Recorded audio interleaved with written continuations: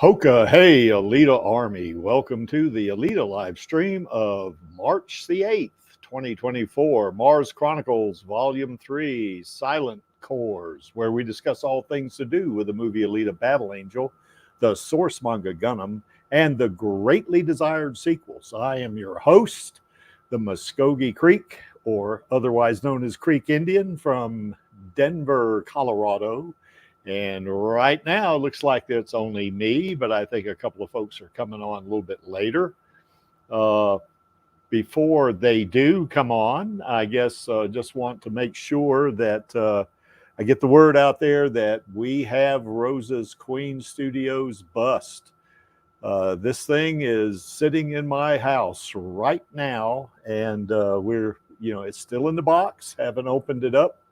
And we want to present this to Rosa as an expression of our admiration and appreciation for, her not just being Alita, but just, her brilliant career. I think it's really great. And, the Alita Army really loves Rosa a lot, and we want to support her as much as we can. And we want to give this as kind of like an award, too.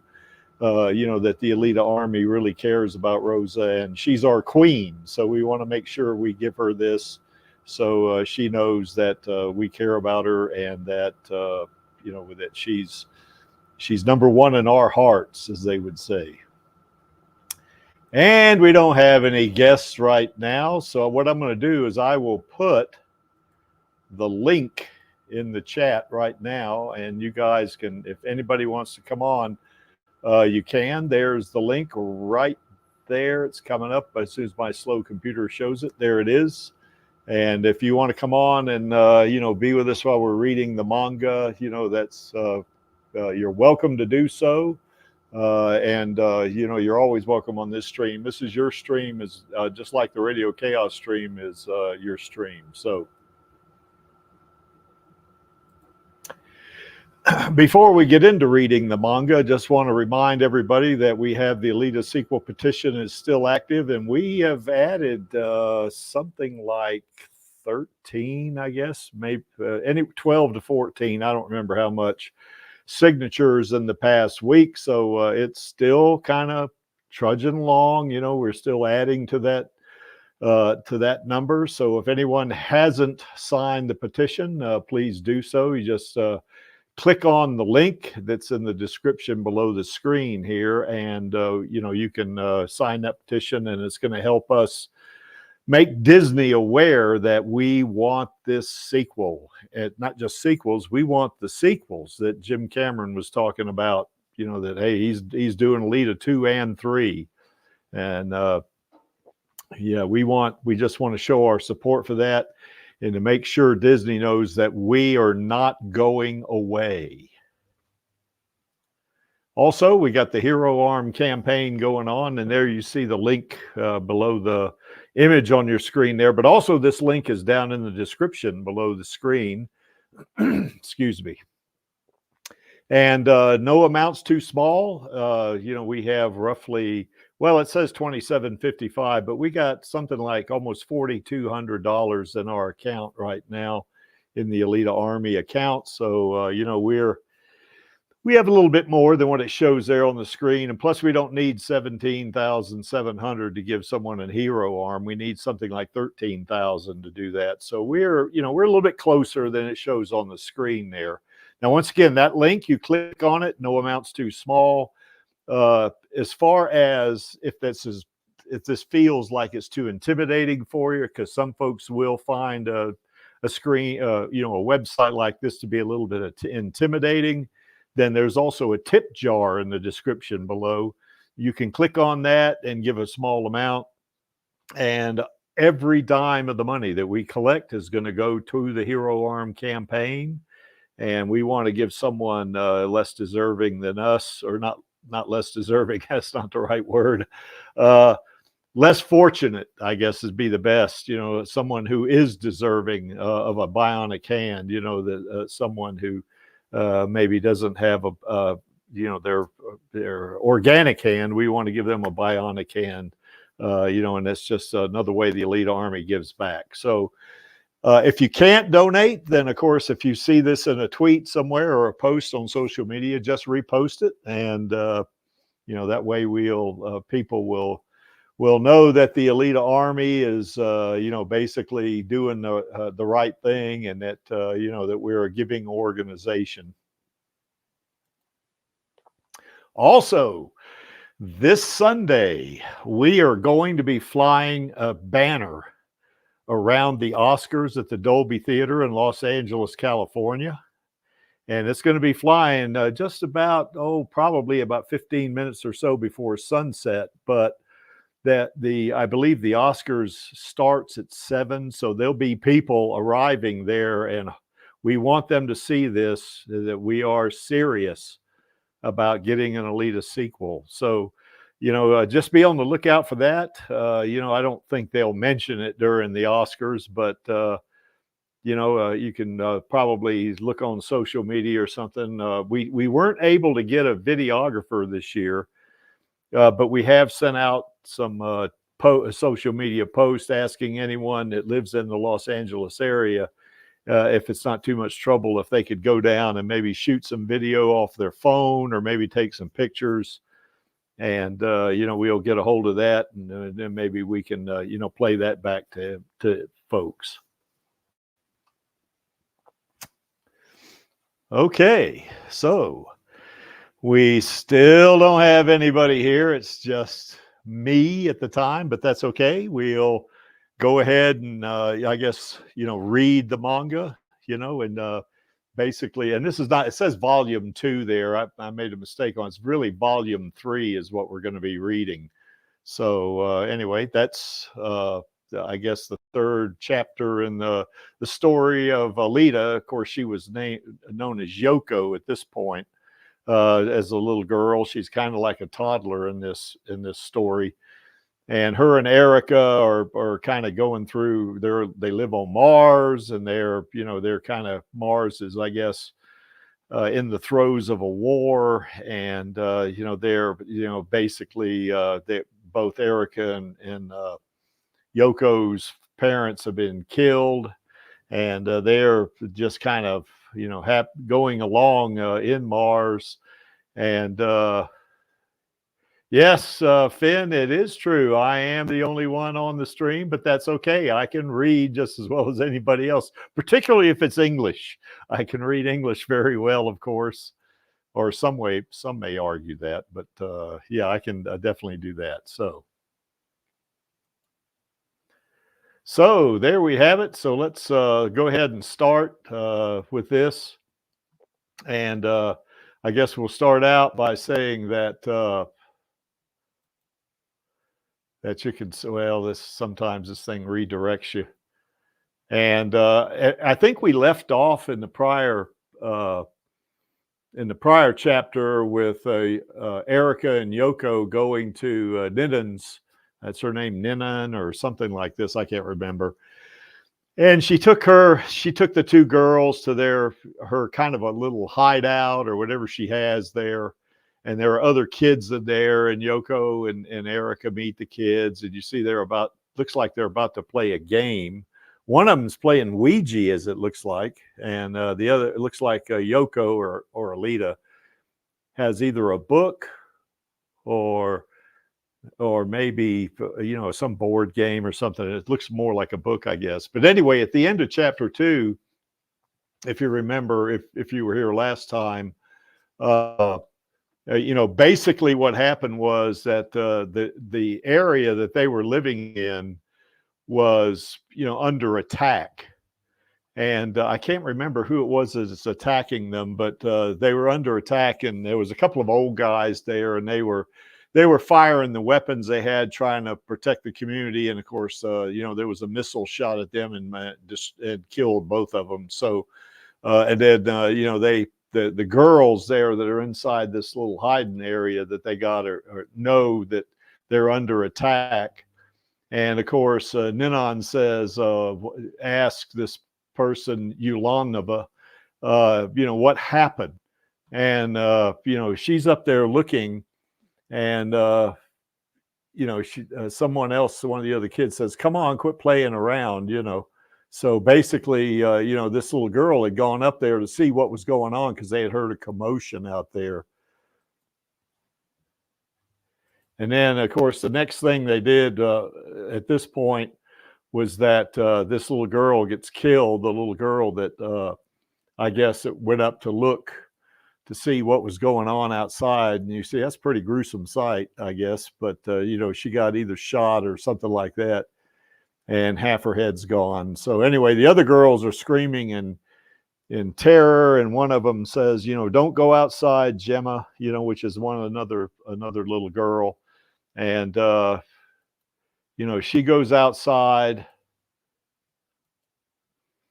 I guess, and she starts running, and she didn't want to play anymore, you know, or something like that. The little girl's kind of running, and then of course some soldiers are out there. They were the ones attacking the town.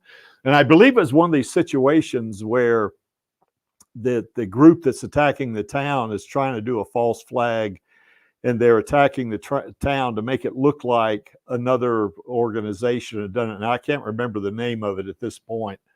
And of course, they're kind of running around. The little girl runs around out there, and you know, she's you know, she gets shot at, and of course, you know, I guess the troops actually started shooting at the building initially, and they kind of destroyed the building. And then, of course, the little girl, you know, is kind of collapses and wants her mommy. But, you know, as kids do sometimes when they're under stress, they want their parents. And to keep in mind, this is like a war-torn society right here. This is not, you know, this is not everyday occurrence right here for these folks, you know, for these kids. And, you know, basically, you know, she kind of is out there, and I guess Ninon's down in the bottom down here. And, you know, I guess all the debris and everything they want to escape. And of course they say, well, it looks like there's no using the stairs anymore. And there's nowhere to hide outside. We'll be shot as soon as we leave. And of course, one of the other little girls says, "Are we going to die here?" Just like Gemma and Yolanova. And you know, that was the last thing she said. And the little girl starts crying. She says, "No, I don't want to die. Someone, please help." And of course, I guess Ninon says, "Well, we'll be safe as long as we stay here in the little." I guess bunker or whatever it was these kids were hiding in. And she says, "I'm sure the soldiers will pass us by without noticing us," you know, and she's so sure of it. And, you know, I guess one of the little girls was playing Ouija, and played with a Ouija board. And of course, she's kind of got a mystical thing going, I guess, there. And I guess, Erica points at this door that's at the back of the room there, and she asks Ninon, "What about that door? Can we escape going through that door?" And then the next thing, of course, after that is, you know, I guess Ninon wanted them to stay there. And I guess Erica says, "If we just sit here and cry, it only guarantees that we'll die." In other words, Erica knows that, you know, the soldiers will come looking for them, and Ninon's kind of she's kind of in denial. She just thinks that nothing will happen to them as long as they stay there. But Erica's a little smarter even at this young age, and she says, "Well, if we go out that door, we have to come, you know, we're going to survive, so we have to think about a way to survive, you know." And of course, Ninon gets mad at her and says, "You're not listening to me." And she said, "We'll be safe as long as we stay here." And one of the other little girls says, "No, Erica's right. I agree that we're in danger here, you know." And I guess Ninon thinks, I'm guessing the soldiers are after the water pumping station, which that was just a guess on their part. And they're going to be searching through the whole town. So they basically, you know, she says, they'll find us very soon if we stay here, because they're going to search everywhere looking for whatever it is they need. Now, one of the little girls thinks it's water, but it could be anything. And then, of course, Erica says she could hear water through the vent, I guess. And she surmises there's probably some duct work out there that they can go and get escape, you know, through the duct, where the aqueduct is. And then I guess Ninon says, well, the air vent is too small for me, but if someone can get through and shut the sluice, we could open the door, you know. And of course, Erica was too big. She tries to get through there. And then all thoughts at this point turn to Yoko, or Alita, who's still reading this book, you know, and she's kind of clueless of what's going on outside. And she kind of looks up. And she does kind of look cute, doesn't she? I mean, in terms of, you know, kind of, you know, like she's clueless, like she doesn't know what's going on, you know, and she's, that is a book, I guess, she's reading. So anyway, I can't kind of make out the title there. So anyway, they get Yoko to start crawling through the air duct. And, you know, I guess, you know, Yoko's really small at this point. I think she's probably like 3 years old or something like that. So she's crawling through the air duct, and you know, or is going to crawl through the air duct, or at least the other little girls want to. At this point, Erica says she can't, you know, she can't do it. Yoko can't do it, you know. And you know, at this point, Alita, or Yoko, says, tells Erica, who's kind of like her big sister in this, although she's not her sister, that's kind of the relationship they have. And Yoko says, no, I'll try it, you know. And Erica says, no, it's too dangerous, you know. And of course, Ninon says, listen, Erica, I know it's a perilous mission to send a little girl on, but if we don't do something, all of us are going to die anyway. And of course, at this point, I guess Erica resigns herself to, yeah, that's pretty much it. So she says, yeah, I know, you know, but don't worry, you know. And Ninon says to the rest that I know Yoko can do it. As long as you believe in yourself, she says, your feet will take you anywhere you want to go, and anywhere, you know. So she's kind of building her up, trying to make sure, you know, that she has confidence, and that, you know, trying to give her the idea that, you know, she can accomplish this. That is, crawling through the air duct to turn off the sluice. So anyway, I guess Yoko is really just a little kid. So she crawls through the air duct, and being so small, they tell her you can go further than anyone else. Because I guess all the other little girls there are, you know, a lot large or bigger than she is. They're older. So, you know, probably Yoko's like 3 years old here, and the rest of them are probably something like 8 years old or 10. You know, Ninon strikes me like she's either 10 or 11 years old. So she's way too big to go through that duct. So basically, Erica then starts crawling along the pipe works there, trying to get to the sluice. So she's still crawling through it. And you can see she's really being smart here. I mean, for a 3-year-old, she kind of has that mission in her head. This is kind of like a foreshadowing of what she's going to be like when she gets older, when she becomes Alita. You know, she's going to have that determination. And you can see she has that right here. You know, she is determined that she's going to go and shut off the sluice that's going to control the water. So she's crawling along there, along the pipe, and then she gets to the end of it, and she looks up to, you know, where I guess where the sluice control board is, and it's way up there, and she's just gone. And in the meantime, and let me go back one, she had this remote. And then, of course, at some point she lost it. So now she says, I'm lost. I lost my remote. So, you know, now she's got to figure out, she's got to adapt in terms of, you know, being able to turn off the sluice. So she can't, you know, she doesn't have her remote. So she's got a problem to solve. And she's 3 years old. And of course, she kind of remembers what Ninon told her, you know, that your feet will take you anywhere you want to go, you know. And she's kind of, I guess, kind of afraid, you know, at this point. And she looks up and she says, well, no, I know I got to solve this little situation here for all of us to escape. And then so she starts proceeding up to where the sluice control is. And then meanwhile, back in the room, I guess Erica says that she's so worried about Yoko, you know, that she just believes that Yoko can't do it. You know, I just know she can't do it, you know. And then she kind of says, you know, the moment I take my eye off her, she gets lost. You know, and she, you know, kind of, you know, says something like, well, when she wears her clothes, she wears them inside out. She can't tell which shoe goes on which foot and stuff like this. So because she's a typical toddler in that regard. And then, of course, the girls are still waiting, you know, and they're, I guess they're still in that spot. And then Ninon says, everybody get ready to evacuate, put your shoes on and grab a blanket and take as many snacks as your pockets will carry. And then,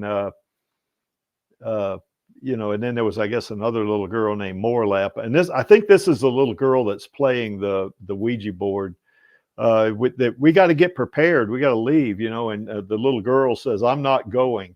And the spirits won't leave. So she's playing the Ouija board. And I guess she's depending on the Ouija board to tell her what to do, or at least convincing her that she'd be safe as long as she stays with the Ouija board. And that's, of course, like what a kid would probably do in that regard. So the next thing is that, you know, I guess Ninon kind of kicks the Ouija board away from her and breaks it, which is kind of harsh. You know, I mean, she could have probably just picked it up, you know, and said, come on, we're going to take this with us, you know. And then, of course, that really bothers the little girl. You know, she says, how could you, you know, how could you break my Ouija board? You know, it's something that she had fun playing and stuff like this. And she's really freaked out about it. And Ninon tells her, we're done playing games. Get your shoes on. And then, of course, the little girl said, who says, who made you boss? What makes you queen? And she is mad. You know, you're just saying it. That's all. You're just some stupid stuck-up slut from who knows where. So she is really pissed off, I guess, that Ninon broke her Ouija board. And the next thing, you know, she's shouting at her, and we'll all put up with your lie. We've all put up with your lies and played along with this whole queen thing, but now you've gone too far, you know. And of course, Ninon's just, you know, just sitting there taking it. And she, I guess the little Morla, the little girl, says, if you're really some fancy queen, then prove it. Save us right now, you know. And of course, she says, go out there and stop those soldiers.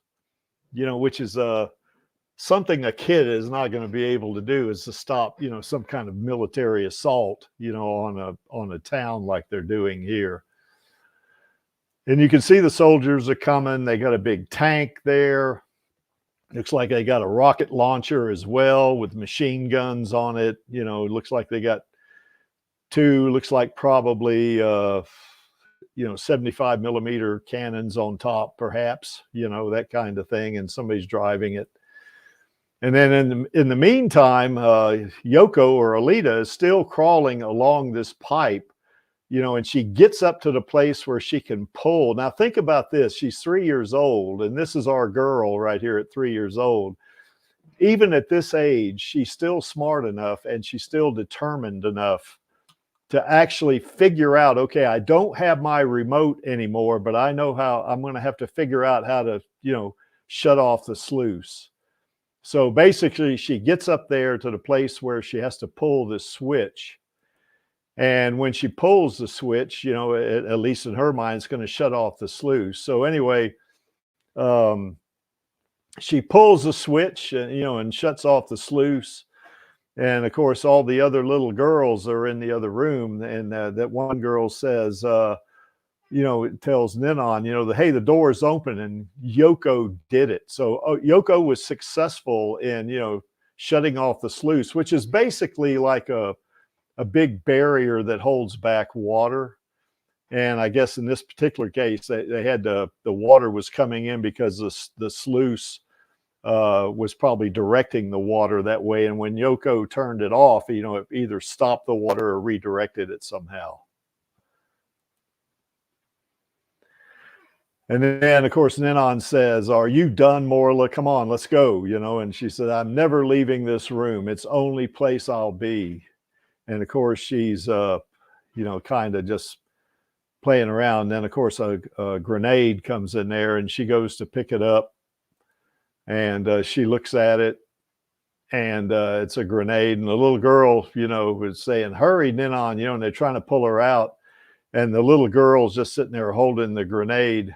And of course, you know, it kind of blew up, you know, and it killed the little girl. And anyway, so we have to go, Ninon, you know, when another girl said, because I guess the soldiers are just trying to, you know, clear out the whole area, and they're still looking for resources, probably, you know, to get to help with their war effort or whatever they're doing. They're, you know, the town's under assault, and they're going to check every single nook and cranny, trying to figure out where any survivors are, if there's any resistance.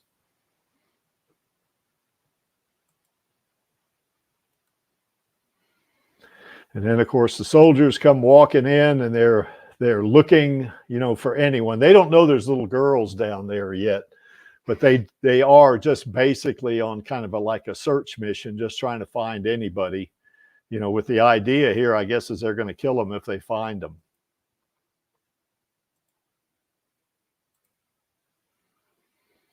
And that's pretty much it. That's the end of it. So the little girls, I guess, they get out of there. And they, you know, basically, you know, Alita has basically, you know, kind of solved the problem of turning off the sluice. And, you know, she kind of saves the day, you know, for that type of thing. So anyway, that's it. It was kind of a short chapter, chapter 3, or rather volume 3, not volume 2. So, you know, I guess 2 or 3 of the little girls were killed, but, you know, the rest of them got out of there because Yoko actually figured out a way to turn off, to turn the water off, you know, so folks could, those little girls could get out of there and you know, go through, I guess, basically the same direction that Alita, or rather Yoko, got out.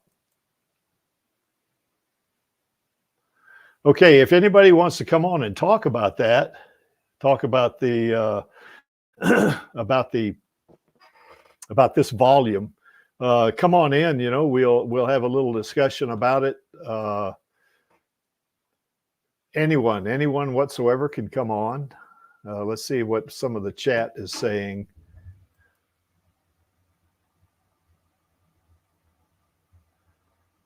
Yeah, Bad Man, I'm not sure if I know what the 9 Kings and the Djinn of Mars is.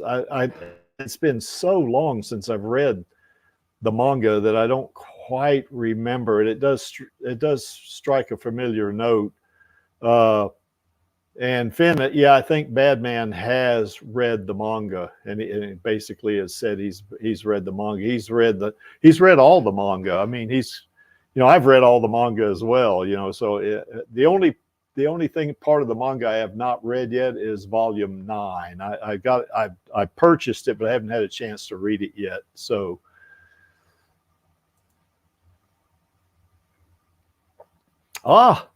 later this year, I guess, volume 10's coming out. Cool. I better hurry up and read that thing then, that volume 9. And that'll be the 38th volume, I guess. I guess it depends on what version of the manga you have. I know with the box set, there's only 4 volumes in that thing. So it depends on which version. But I think originally, I think you're right, Bad Man, there's 38 volumes, or there will be. That's a lot. And that's kind of what we were saying, you know, all along, that Disney has so much content that they can basically draw on to come up with these sequels and to come up with, say, a series and some more anime. They have got a ton of content, you know, that they can actually use to come up with more stories. They don't have to invent new stories. Now, they'll probably, what they would have to do, particularly if they did an anime for kids, they would have to tone it down some, because you saw in that version right there where that one little girl got her half her head blown off, you know, and there was another one that where a grenade came in there and it blew her up. You know, they're going to have to tone that down if they do an anime for kids. You know, if they want to do a PG-13 anime, they'd even have to probably do some modification to it so it would pass, you know, that ranking system that they have. Otherwise, they wouldn't be able to show it. Yes, this is exactly right, Vladi. It is a story time with Uncle Creaky. Yeah.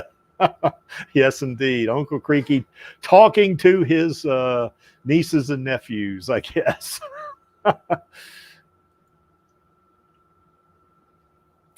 Yeah, that's right, Bad Man. Now, once again, it depends. The original series has 9 volumes. I guess the Viz translation has 9 volumes in it.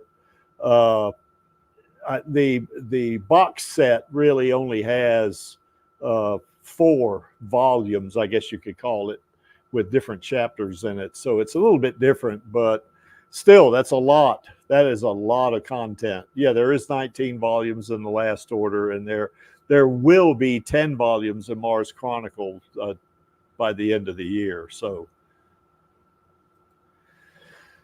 and Vladi says he doubts that they'll do an Alita anime for kids. You know, you might be right about that, Vladi. I think they would be smart if they came up with some toned down version of some part of the Mars Chronicles for little kids to watch, because if they want to, you know, kind of keep their audience growing, eventually these kids are going to grow up, you know, and they'll grow into teens and adults, and they'll, you know, they may want to see some more Alita, you know, movies or, you know, Alita series or whatever like that. So it's a good way to get them started on it. But as you saw in that last chapter there, it's way too graphic, you know, even that chapter, which is probably a little more laid back than some of the other chapters in Mars Chronicles, that's for sure. You know, that they, you know, that it would be too much for kids, I think, you know, and it would probably be rated R, particularly that one scene where that one little girl, you know, got her half her head blown off. That's, yeah, you can't show that to kids. That's a little too graphic, you know. Yes, that's right, Bad Man. Yep, there's yeah, I think you're right. It is 5. The box set is 5 volumes. You're absolutely right. Yeah, it's not 4. And it is split up into 9 parts. So yeah, that's where the 9 volumes come through, you know. So, and also you mentioned Ash and Victor. Yeah, that he's you know, there's kind of a spinoff on Motorball, I guess. But they also have a lot of other of these side stories or additional stories. I think you brought it up a while ago, like the Holy Night and other stories. I think there's one called the Tree or Flower of Life or something. This is where I guess gosh, I can't remember his name now. Figure Four found Alita. If you remember, he found her. I guess her DNA was preserved somehow, and she got you know, reconstituted somehow. And then, of course, the story ends up with the two of them embracing each other. You know, but that's not canon, these stories. But you know, I guess you could say Holy Night kind of is. And it's kind of like Sonic Finger too. That's another one of my favorite stories, you know, in the original manga. Alita's, you know, kind of, you get a little bit of a slice of life thing with Alita on that, where she goes out for a run, you know, and of course the run is actually from rooftop to rooftop. So that, and I guess that's where they got the idea for that one sequence, I guess, or one scene in the movie where she's running from rooftop to rooftop and jumping from one to the other. So I guess that's where they got the idea for that. So, okay, let's see. What I'm going to do here is I'll put another link in the chat if anybody wants to come on. There it is. Yep. That's exactly right, Bad Man. There's a bunch of stories back there. Matter of fact, in the box set at the end of each one of those books is they have several stories at the end of each one, and they're all entertaining. So yeah, Holy Knight, Sonic Finger, and so forth. That's all in the back of that the box set. So I'm not sure where it is in the Viz translation. I don't know if they're separate books or if it's maybe a story or two at the end of each of the 9 volumes. I'm not sure how that works because I got the box set, so I don't have the Viz translation. So okay. Well, my reaction to this is that this is where we first see Yoko, or AKA Alita.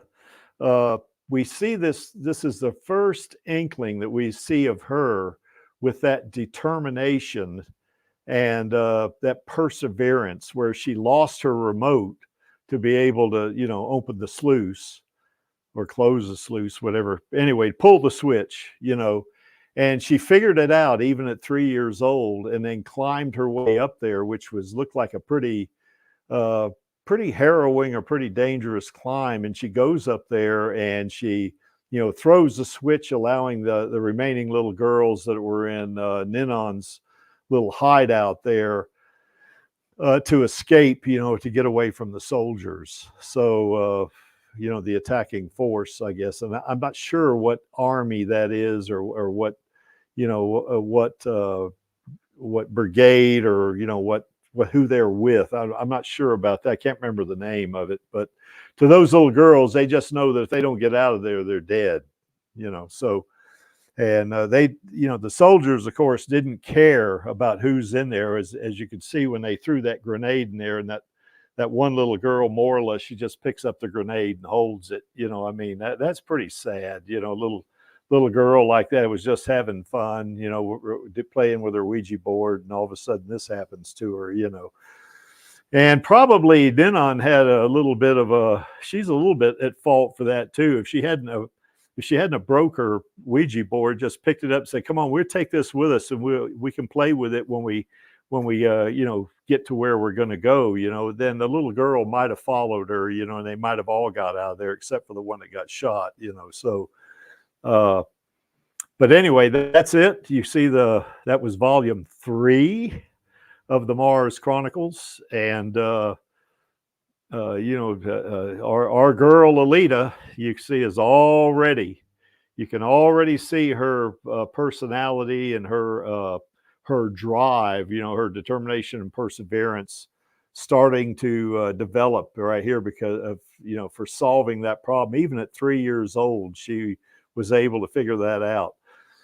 Probably most 3-year-olds today, I'm not sure if your life depended on them doing something like that, you might not be in too good a shape, but certainly Yoko seems to be a little smarter, I guess, than some of those kids thought she was.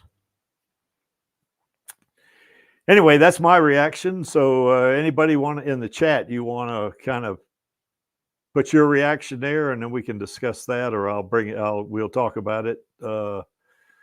Anyone at all?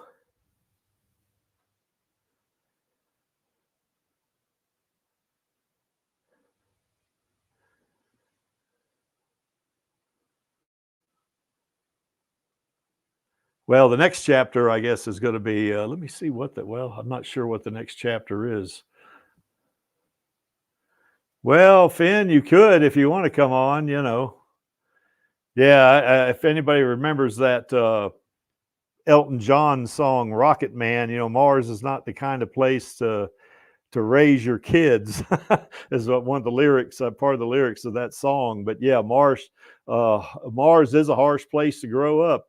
Certainly it would be, even in I guess in this case, they're in the 22nd century, probably.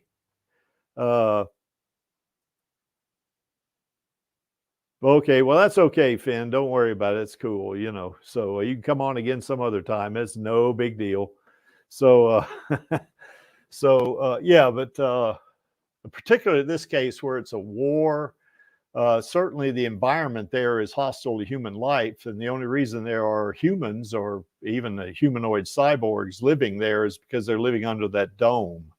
So if something happened, that dome, if it got fractured or got destroyed, all those humans would die like within just a few minutes, you know. So that would and it would be probably within a few seconds, not minutes, because all the air would escape from it. And of course the atmosphere of Mars, the atmospheric pressure is only like 0.6% of what the Earth's atmospheric pressure is. So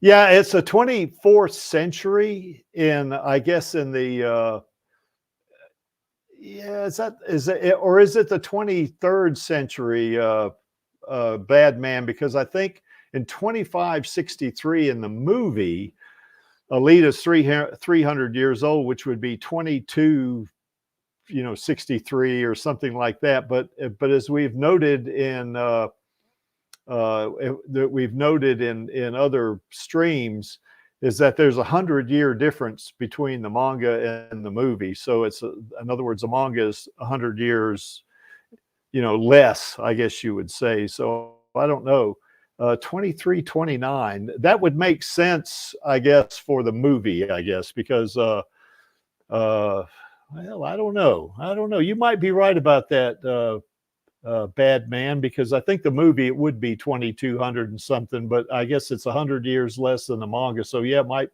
think you're probably right now that I think about it. So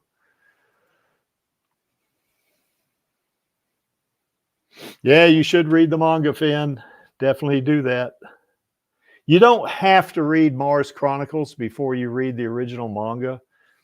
I mean, I read the original manga first, then I read The Last Order, then I read Mars Chronicles, and it didn't spoil. Nothing was spoiled for me, and I also noted reading the original manga didn't spoil anything in the movie or vice versa. I've heard people say they don't want to read the manga because it'll spoil the movie, but the sequel when it comes out. But yeah.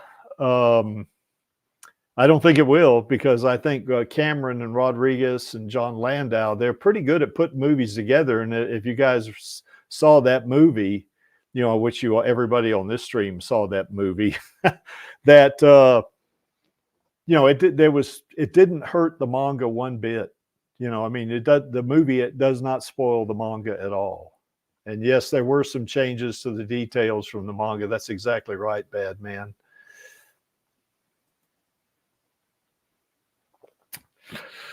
Yeah, when you say he, I think do you mean James Cameron, Finn, perhaps? That might be it. Yeah, that's what he did. I guess he read the original manga, and then he wrote that 800-page script, I guess. And then I think Robert Rodriguez got it, and he pared it down to 180 pages or something like that. I don't know about that, Dave. It might be that they're going to go in the same general direction, just the details of getting there will be different. Like, for instance, in the next movie, in the sequel, I think what they're going to probably do is they'll probably have the motorball arc and the Zerkerpan arc in that. And that would pretty much follow the manga, but the details of both of those would probably be different. Because they're mindful of the fact they know people who have read the manga is going to be boring if they made it exactly like the manga. So I think that Cameron and Rodriguez are not going to do that. Yeah, Vladi, you got to read the manga. Of course, you've read some of it already, so that's pretty cool. So yeah, we can't kid Vladi anymore about not reading the manga, because he's read some of the manga, so he's getting there,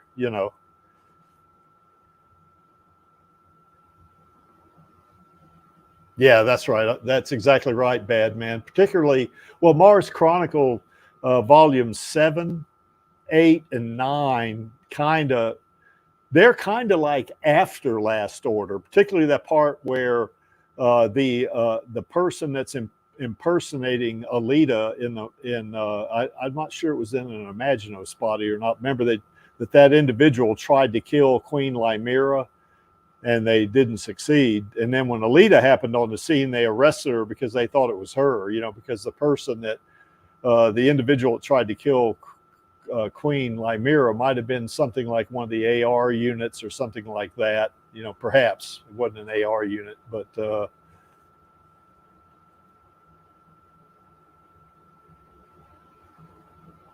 yeah, that's exactly right. When that's right. When he started coming up, when he wrote his notes, in which Rodriguez came up with the actual treatment, I guess, for it, and the script came from that. Yeah, that's right. The Last Order didn't come out because I think Cameron started writing that is somewhere around 2000. I can't remember if it was 2005 or what it was. It was, but you're right. It was before The Last Order. So yeah, you can't get on him too much about it unless you want to challenge his ability to see the future, perhaps, you know.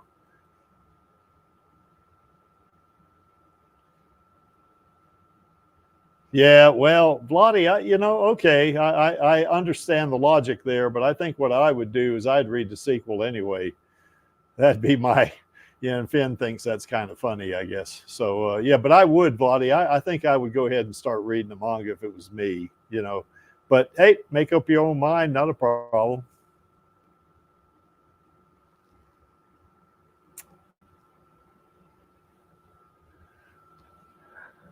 Okay, guys, I guess unless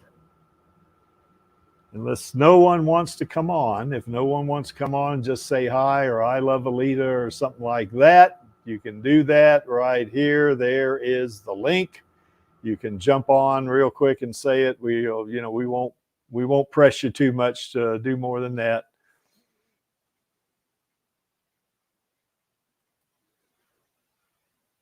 Okay, only a bad man. I don't know what bad man's supposed to be doing, but okay. I don't know what you're talking about there, bad man. What are they? Who's supposed to confirm what tomorrow? I mean, you may be onto something. I just don't know what it is. So, and Finn says, "Ich liebe Alita." Yes, indeed. Okay, Vladi. All right, that's good. No problem.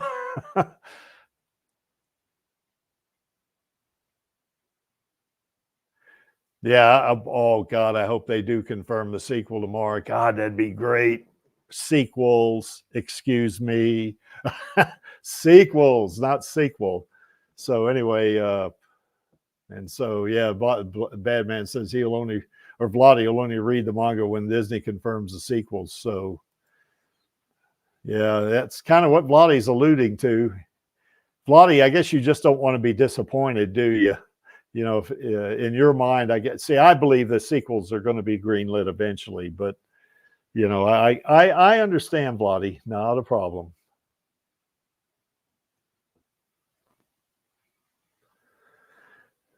Okay, anybody want to come on?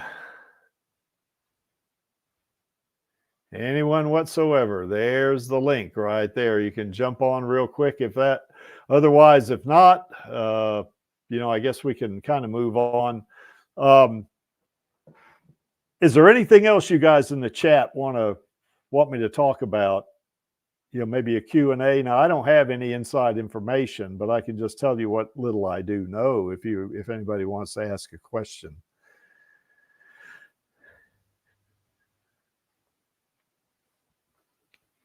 Okay, Vladi, you'll be on next week. Cool.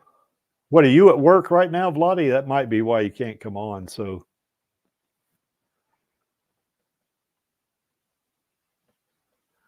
I think that's where Angelus is. I think he's at work. I remember him saying something about having to work 4 days or something like that. That's why he's not on. So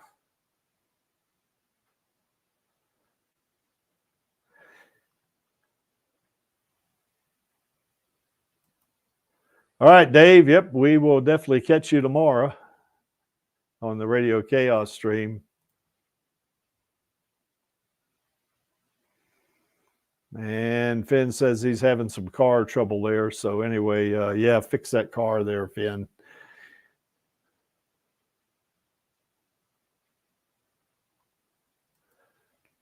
Okay, you're just not coming on because of the manga spoiler and all this. And I started watching TV, and I just don't bother to say hi now. Okay, that's fine, Bloody. Although the Mars Chronicles, at least where we are now, is not going to spoil anything in the sequels, certainly, because it's kind of like Badman says. It's this is all backstory at this point, so.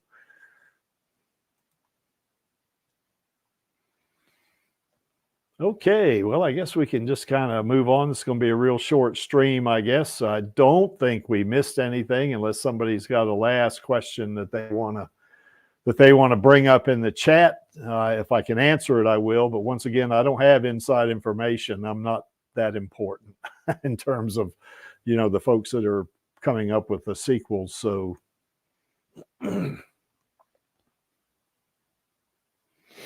Okay. This is our queen right here, of course, and that's Rosa. I think this is the most recent picture of hers too, but yeah, Rosa is #1 in the Creeks book in terms of being an actress. She is great. I've seen her in other stuff. She was really superb, in A Million Miles Away. Her and Michael Pena both were just did an outstanding job on that movie, And I've seen her in Divergent. I've seen both seasons of Undone. She is a superb actress. I mean, just the Creek thinks she's the best. That's for sure. I also want to give shout outs to Elle Lamont and Jesse Fisher that they brought Screwhead to life, and we want to see Screwhead come back. We want to see Screwhead, kind of make up with Alita. And get on the motorball team that's going to challenge Joshigan in the next movie, and that way we'll get Screwhead back, and we'll Elle and Jesse will both be in the sequel itself. So, and we'll see what they can do with Joshigan, for that matter. I think if they follow the manga exactly, of course, Joshigan ends up dying, but that's not going to be a spoiler because I am so sure that James Cameron's going to change that to some degree, so you're not really getting anything. So any spoiler right here. But anyway, all three of these ladies are really great at what they do. Certainly, Rosa and Elle are really superb actresses, and Jessie's a great stunt woman. She's Elle said she was the most badass stunt woman she ever worked for, or worked with, rather, not for.